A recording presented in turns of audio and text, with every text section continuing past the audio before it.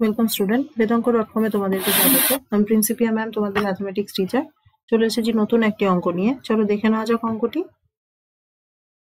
সমাকলন করো integration e to the power x by x log x plus 1 dx।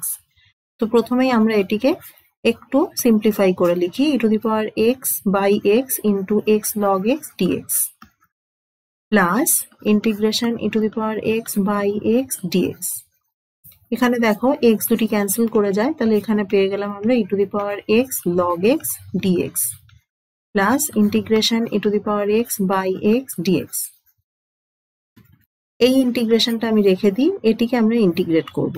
তাহলে log x first function, integration e to the power x dx minus integration ddx of log x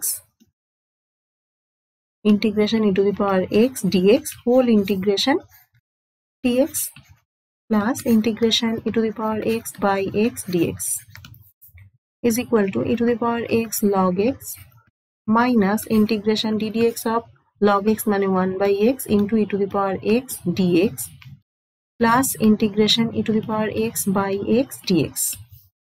দেখো এখানে e to the power x log x যেমন থেকে যায় সেরকম এই দুটি কেটে যায়, কাটলে কি চলে আসে? Integration constant c। তাহলে যেখানে c হচ্ছে কি ইন্টিগ্রেশন কনস্ট্যান্ট।